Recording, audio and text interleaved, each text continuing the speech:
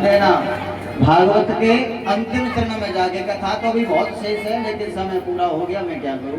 कहते भैया समय के अनुकूल अंतिम चरण में जाकर के आज सुखदेव स्वामी ने राजा परीक्षित से कहा कि राजन परीक्षित, तू बार बार मुझसे प्रश्न करता रहा, मैं तुझे बार बार उत्तर देता रहा, लेकिन परीक्षित अब मैं तुझसे एक प्रश्न करता हूँ और उत्तर तुझे देना होगा। सुखदेव स्वामी ने महाराज प्रश्न किया है कि राजन परीक्षित ये बताओ, अब तुम मरोगे कि जिंदे रहोगे। अब हम जो बात दबाई परीक्षित से पूछ रहे, परीक्षित अब तुम मरेंगे कि जिंदे रहेंगे, यूं बताओ। मरेंगे है, मरेंगे तो तमन्ना कथा ना सुनी, मन लगाए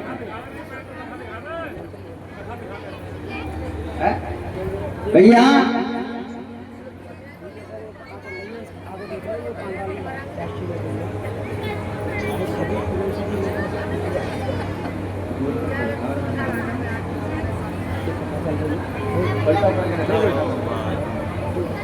कहते हैं भैया सुखदेव स्वामी से जब पूछा है ना, सुखदेव स्वामी ने राजा परीक्षित से बोले परीक्षित अब तू मरेगा।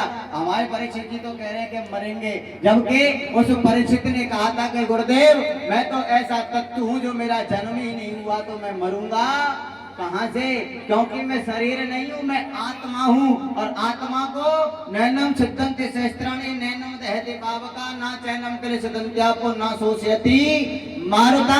मैं एक आत्मा हूँ, मैं एक शरीर नहीं हूँ। शरीर का जन्म लेना और मरना बताया है, आत्मा ना जन्म लेती है ना आत्मा मरती है। आत्मा का आना जाना बताया है, आत्मा का जीना मरना नहीं बताया है। तो परीक्षित जी तुम एक आत्मा हो, शरीर नहीं हो, मरता शरीर है, आत्मा कभी नहीं मरती है। जब ऐसे उत्तर हुए महाराज, आज सुखदेव स्वामी राजा परीक्षित से प्रसन्न हुए, आनंदित हुए। और श्रोताओ हम भी अपने परीक्षित जी से बड़े प्रसन्न और बड़े आनंदित हैं। हमारे परीक्षित जी वास्तविकता में बड़ा सुंदर स्वभाव लगा हमें परीक्षित जी का।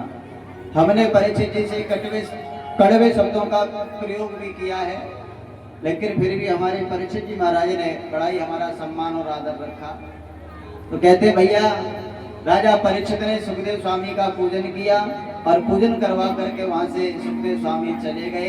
अंतिम चरण में तक्षक सर्प आया है और जैसे परीक्षित को डसने लगा, उससे पहले परीक्षित की आत्मा परमात्मा में जाकर के विलीन हो गई थी। भैया देखो बार बार निवेदन करें, कथा तो अथाह है, पर एक बात बोल दें, समस्त वेद पुराणों को सार है भागवत महापुराण। ध्यान देना भैया, बुजुर्ग बैठे हैं, समस्त वेद पुराणों का सार है भागवत महापुराण। और भागवत महापुराण का सार और सुन लो कि भागवत महापुराण का सार क्या है। अष्टादश पुराणेषु व्यासस्य वचनम तुम परोपकार पुण्याय पापाय पढ़ो पीड़नम। भागवत महापुराण का सार यही है भैया। 18 पुराणों के अंतर्गत केवल 2 चीज याद रखना। 18 पुराण याद रहे या ना रहे, लेकिन 18 पुराणों में से केवल 2 चीज याद रखना। बोले कौन से? अष्टादश पुराणेषु व्यासस्य वचनम तुम परोपकार पुण्याय। कौन सा याद रखना है? परोपकार और पुण्याय। दूसरों के साथ जितना हो सके उतना परोपकार करना। 3 दुखी गरीब बहन बेटी की शादी में सहयोग करना। कचुना हो जाए चाट बेटे फिर कुएं के कचुना है रो, शाम को खाए और सवेरे बराबर। निवेदन यही है भैया। अष्टादश पुराणेषु व्यासस्य वचनम तम परोपकार पुण्याय पापाय परपीड़नम। जितना हम लोग धन इकट्ठा करते हैं और स्वयं इकट्ठा करके स्वयं भोजन कर लेते हैं, ये भंडारा दान में नहीं लगता है, जबकि दान में लगता है। किसी गरीब बहन बेटी की शादी हो उसमें सहयोग करें, कहीं अबला गाय इधर उधर भटक रही हो उस अबला गाय के लिए खाने पीने की सुविधा करें। कोई इधर उधर वृद्ध माता किसी ने त्याग दी है, उस वृद्ध माता का सहयोग करें। अष्टादश प्राणेषु व्यासस्य वचनम तुम परोपकार पुण्याय पापाय परपीड़नम। और पाप उसे कहते हैं जिंदगी में एक प्रयास करना भैया। मैंने तुम्हें 7 दिन में क्या सुनाया क्या नहीं सुनाया, कौन सी कथा सुनाई कौन सी नहीं सुनाई, कौन सी शेष रह गई, उस पर ध्यान मत देना। केवल मेरी एक बात पर अवश्य ध्यान देना भैया। ऐसा कोई कर्म अपनी वाणी के द्वारा, अपने हाथ पैरों के द्वारा, अपने शरीर के द्वारा ऐसा कोई निंदनीय कर्म मत कर देना, ऐसा कोई निंदनीय हादसा मत कर देना जिससे किसी गरीब बहन बेटी की या किसी गरीब भाई की या किसी गरीब बाप की या किसी गरीब माँ की आत्मा रो जाए। ऐसा कोई निंदनीय कर्म मत करना। बाकी तुम पे जो हो रहा है वो करते रहो, जो ना हो पाए मत करना, लेकिन प्रयास यही करना कि हमारी वजह से किसी गरीब की दीन दुखी आत्मा ना हो जाए। ध्यान रखना प्यारे, अगर हमारी वजह से किसी की आत्मा रो गई ना तो वो परमात्मा भी तुम्हें बचाने वाला नहीं है। तो श्रोताओ, सुखदेव स्वामी ने बहुत कथाएं श्रवण कराई और मुझ पर भी जैसा बन पड़ा मैंने आप लोगों को श्रवण कराया है। देखो, मेरे गुरुओं ने, साधु संतों ने, मेरे माता पिताओं ने, मेरे बुजुर्गों ने हमें बहुत कुछ सिखाया था।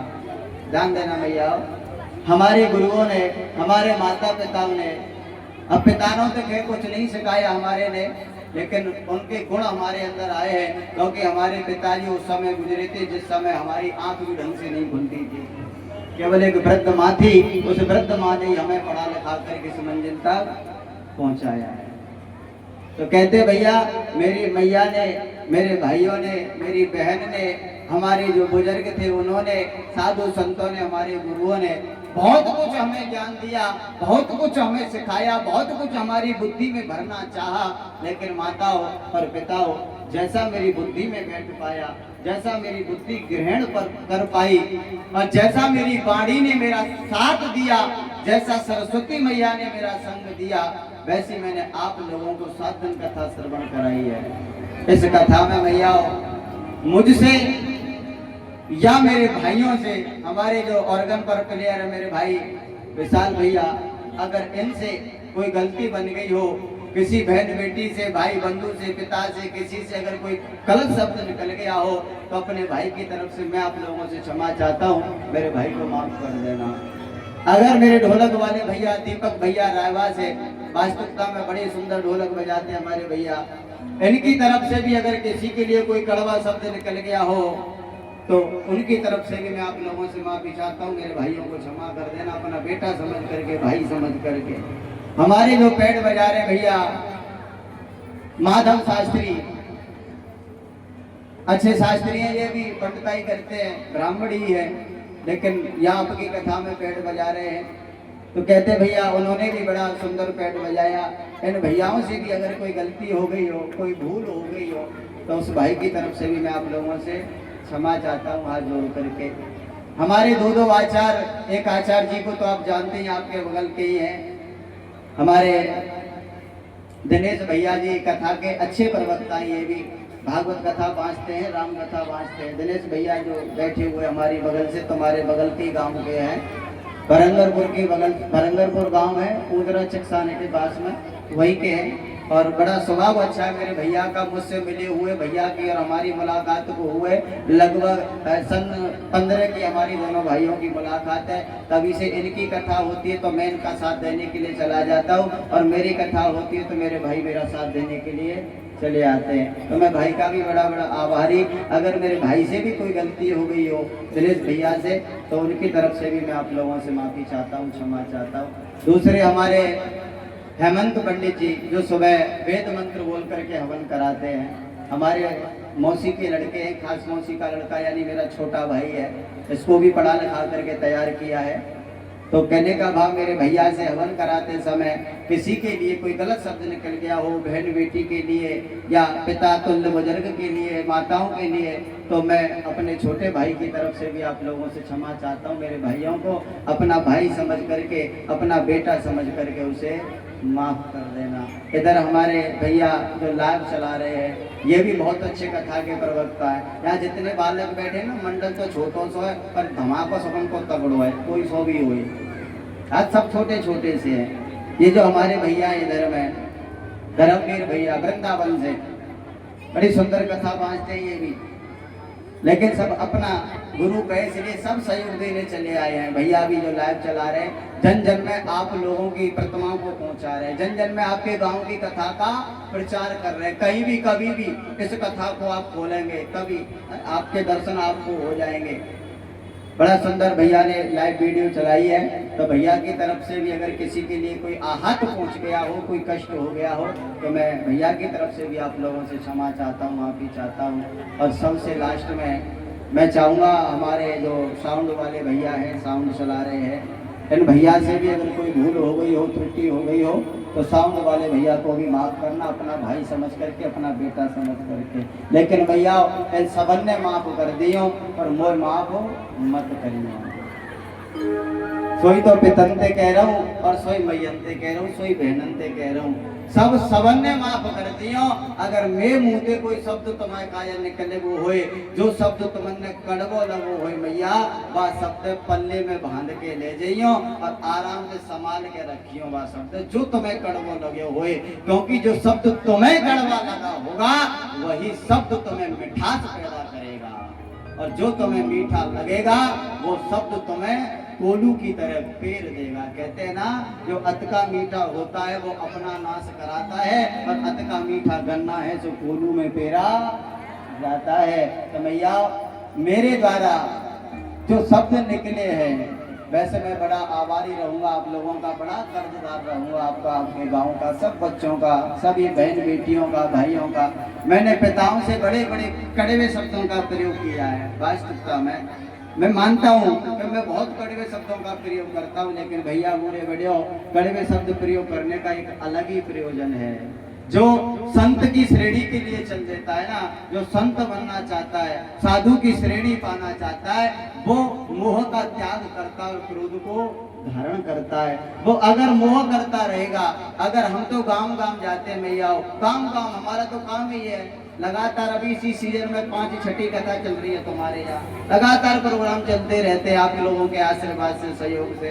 कि अगर मैया हम गांव गांव जाएंगे, हम आपसे मीठी भाषा का प्रयोग करेंगे, तो आपका लगाव हम लोगों से हो जाएगा। और लगाव होगा, जब छोड़ करके हम लोग जाते हैं तो दुख होता है, हमें भी दुख होता है और आप लोगों को भी दुख होता है। अब कड़वी कड़वी भाषा का प्रयोग करते रहेंगे, कम से कम यूँ तो गंगे बोले अच्छो भयो बरावनो कटी को दुख तो नहीं होगा ना। तो भैया निवेदन यही है हमारे बुजुर्ग पिताओं से भी। वास्तविकता में मैंने बड़े कड़वे शब्दों का प्रयोग किया, लेकिन फिर भी हमारे पिताओं की, हमारे बुजुर्गों की जनसंख्या बढ़ती चली गई। मेरे बुजुर्गों ने मेरी किसी भी बात का आहत नहीं माना, किसी भी बात का बुरा नहीं माना, अपना बेटा समझ करके। वास्तविकता में मैं तो इनको पिता ही कहूंगा, पिता तुल्य मेरे लिए। अगर ये बुजुर्ग मेरी एक बात की कड़वी मान जाते या बुरा मान जाते, तो मैं ये जानता हूँ कि अगर ये बुजुर्ग बात को कड़वा मान जाते और बुरी मान जाते और इस पांडाल में नहीं आते, तो मैं जानता हूँ कि ये कथा जो आज जो भव्य रूप लेकर के बैठी है ना, ये कथा भव्य रूप नहीं ले पाती। लेकिन मैं सदा आभारी रहूंगा आप बुजुर्गों का, जो कि इन्होंने कड़वे शब्दों को भी सुनकर के कथा में बढ़ते हुए चले गए, मेरा मनोबल बढ़ाते हुए चले गए। बड़ा आभारी रहूंगा, बुजुर्गों से निवेदन करूंगा, अगर आपके लिए कोई अधिक कड़वा शब्द निकल गया हो तो अपना बेटा समझ करके मुझे माफ कर देना, पीछे से गाली मत देना भैया, निवेदन यही है। सही अपनी माताओं से प्रार्थना करूंगा, मैया कोई शब्द अगर कड़वो लगे हुए ना, तो मैं बुरो लगे हुए, तुम्हारी आत्मा दुखी हो मैया, तो बात शब्द यही छोड़ जाइयो, लेके मत जाइयो, क्योंकि फिर तुम गाली दूंगी, या शब्द यही छोड़ दियो। जो सामाजिक शब्द है भैया, जो सामाजिक तरीके से आपको बुरा लग गया है, उसको तो गांठ बांध के ले जाना, लेकिन कोई इससे भी अधिक कोई बुरा शब्द बोल दिया हो, उसके लिए मुझे क्षमा करना। और मैया केवल एक ही चाह कामना, देखो जहाँ भी कथा करने जाऊँ ना, जहाँ भी सत्संग कथा प्रवचन भागवत या राम कथा, दोनों कथाओं का प्रवक्ता हूँ। चाहे तो राम कथा कराओ, बिना डायरी के राम कथा बांचता हूँ, और बिना डायरी पहन के ही भागवत कथा बांचता हूँ। जब भी कभी भी आपका मन करे, किसी बच्चे को भेज देना केवल कि गांव गोबरा में कथा करनी है, बच्चे के कहने पर इस गांव में कथा करने के लिए आ जाऊंगा। बड़ा सम्मान आदर दिया, मुझे 7 दिन हो गए यहाँ रहते रहते। मुझे इन 7 दिनों में ना तो अपनी मैया की याद आई, ना अपनी बहन की याद आई, ना अपने भाइयों की याद आई, ना अपने बुजुर्गों की याद आई, क्योंकि यहाँ सभी भाइयों का प्यार मिला, बहनों का प्यार मिला, माताओं का प्यार इतना मिला कि मैं अपने घर परिवार को भी भूल गया। अब मैया निवेदन यही है, व्यास पूजन जो प्रक्रिया चली आ रही है शुरू से अनादि काल से व्यास का पूजन करते हैं। परीक्षित जी महाराज माता बहन बुजुर्ग भी व्यास का तलक करते पूजन करते हैं, तब व्यास को गद्दी से विदा करते हैं। तो उस प्रक्रिया को आगे बढ़ाते हुए लेकिन एक निवेदन हमारे बूढ़े बड़े थे। अच्छा ईमानदारी बताओ मैया, तो मैं सब काल की सौगंध है, झूठ मत बोलियो। अगर तुम कथा से संतुष्ट है तो हाथ ऊपर करो। सब संतुष्ट है कथा से? हमारे बूढ़े बड़े सब प्रसन्न है कथा से? कथा अच्छी लगी सबको? चलो तो सबको कथा अच्छी लगी तो आज तुम कहते दक्षिणा में एक चीज मांग लो, अगर दे दे तो सब लोग एक चीज अगर दक्षिणा में दे, बूढ़े बड़े हो, अगर आप संतुष्ट है प्रसन्न है तो दक्षिणा में एक चीज मांग लो तुम लोग अंते, और ज्यादा कीमती बनाए। केवल इतना चाहूं मैया तुम सब लोगों से, भैयाओं से, बहनों से, पिताओं से, कि जब तुम अपने घर पे दीपक बाती करे ना संध्या सवेरे, हमारी मैया बहन पुता तुल्य बुजुर्ग हमारे भाई, जब भी तुम ठाकुर जी की पूजा आरती करें ना सुबह शाम, तो तब अपनी प्रार्थना तुम करें तो बाप प्रार्थना में केवल एक प्रार्थना मेरी कर दो करियो, बोले हे प्रभु हे देवी मैया, जो लाला हमारे यहाँ कथा करके गयो ना, जो भैया हमारे यहाँ कथा करके गयो है, हे प्रभु हे माता रानी वहाँ को ऐसी सद्बुद्धि देती रहियो, और जब तक वहाँ के शरीर में प्राण रहे, जब तक वहाँ को पूरा जीवन ऐसे ही भक्तों के बीच में कथा सुनते और कथा कहते निकल